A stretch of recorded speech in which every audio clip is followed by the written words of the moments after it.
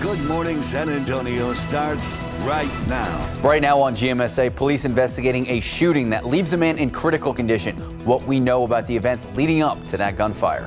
San Antonio is getting bigger and bigger. How Councilman Manny Pelaez of District 8 is addressing population growth in the Alamo City. And taking a live look out of the Alamo City, it is sunny out this morning. A much different look out there right now than we saw yesterday. Also a much colder look. We're going to check in with Katie Blake for your full forecast for this weekend and for tomorrow morning. Good morning. I'm Max Massey. It is Sunday, January 19th. And I'm Tiffany Huertas filling in for Stephanie this morning. So we did wake up to that cold weather, but Katie says there's good news. Katie, do you have good news for us? Oh, yeah. I mean, it's beautiful outside, right? Yes, it was so nice. Yeah, it's going to be a great day today. Try to get outside. It is cold out there. In fact, we're 20 degrees colder this morning than we were this time yesterday.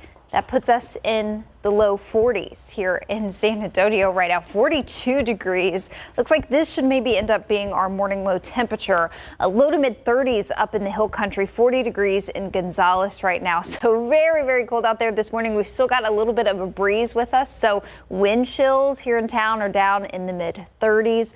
Winds are at about 10 to 15 miles per hour still after a breezy day yesterday.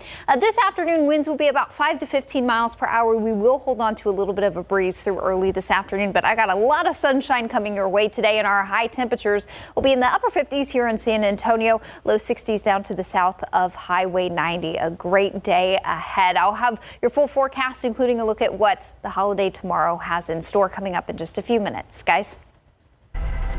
Thanks, Katie. Top stories we're following this morning. Police still looking for suspects involved in a shooting on the far west side. It happened around 2:30 this morning in the 10,000 block of Culebra Road. Police say two cars pulled into a gas station and then an argument started. One of the suspects pulled out a gun and shot toward the other vehicle. A man was shot 3 times, once in his chest and twice in his leg. The driver of that car was able to drive away and drove to a Texas med clinic where he was later taken to a hospital. Police are looking for the driver and the suspects. The growing population in San Antonio is exciting. We are seeing the growth of the Alamo City, more businesses, more people, and expansion, especially on the northwest side. So in this week's leading essay, I sit down with Councilman Manny Pelaez of District 8. We talk about his priorities going forward, and that ranges from stopping domestic violence in the Alamo City and preparing for our future. Here's a little bit about what we talked about.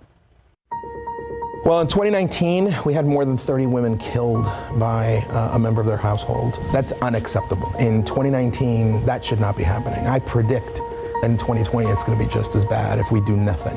And we've been doing close to nothing. Domestic violence is a problem here in San Antonio, and now there is a new commission dedicated exclusively to preventing it and combating it.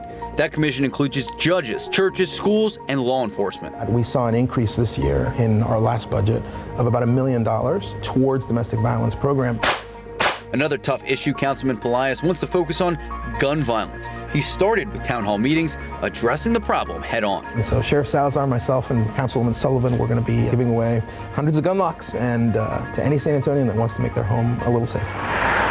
And heading more direct right to his district, infrastructure, a problem he sees and hears about on a consistent basis. It's the one thing that we keep hearing loud and clear from all constituents is that they're frustrated at seeing sidewalks that are partially built. Transit can be a dilemma citywide.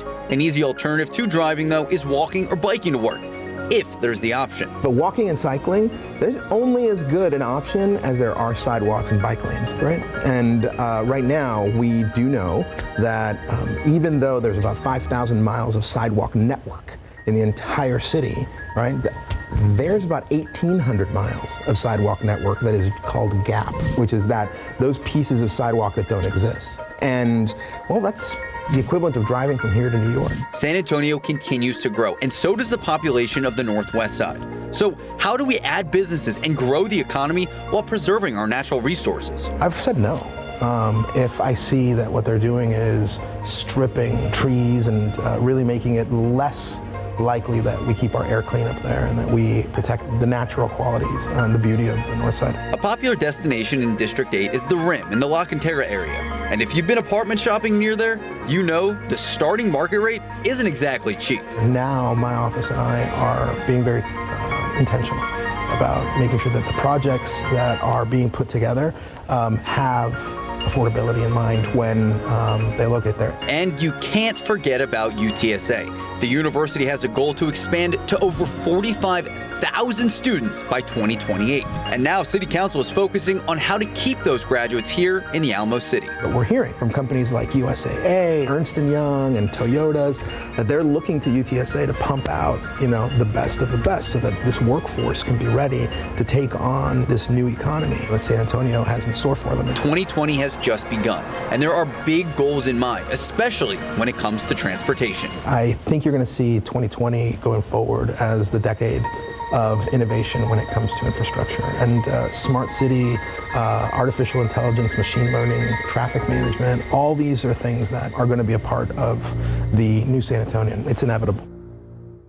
And so our full interview lasted about a half hour. That was just a small fraction of the large range of topics that Councilman Plias and I discussed. Now, right now on our KSAT streaming app and ksat.com, you will be able to watch the entire interview, including links to previous stories. So, Max, who is leading in the next interview and the next stories? What is it all about? Right. So this is a series we try to do every week. And right now we are working with councilwomen, councilmen from various districts. Next up, we have Anna Sandoval set for Tuesday. And then we have a District 2 Councilwoman, Jada Andrews Sullivan. She's set for Wednesday. And if you're watching right now and you're thinking, how can we get involved? We have so many questions. What the future of San Antonio looks like. You can submit your questions right now. Just head to ksat.com. And happening today ahead of Martin Luther King Jr. Day, the Young Men's Leadership Academy is hosting their 4th 5K. It's all in support of MLK Jr.'s message of resiliency and equality. Hundreds already registering for this race this morning. Alicia Barrera is live from Martin Luther King Park in the city's east side with more. Alicia, good morning.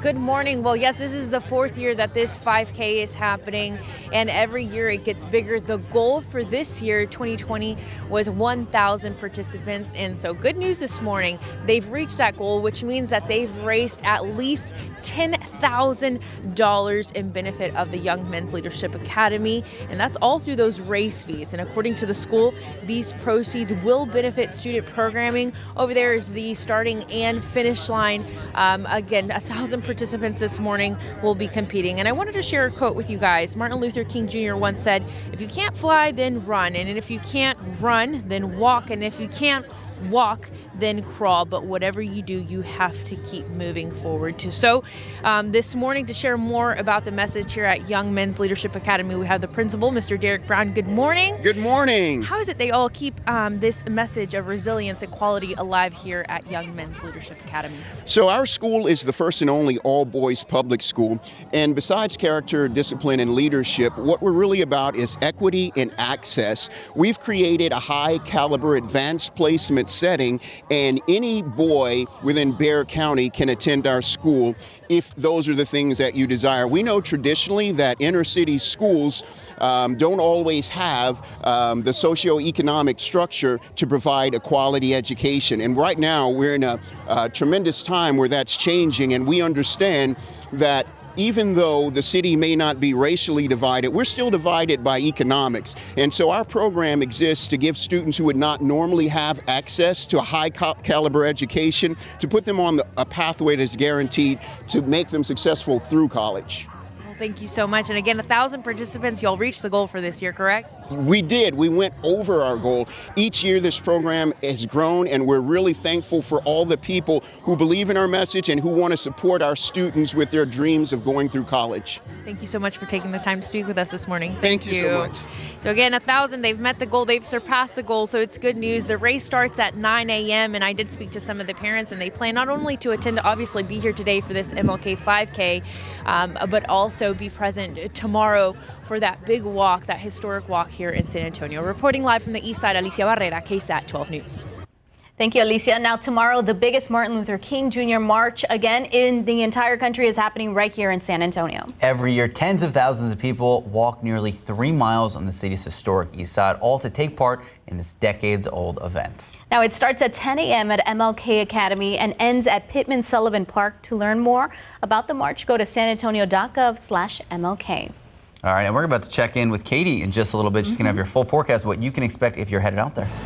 Time now is 8:09, 42 degrees out.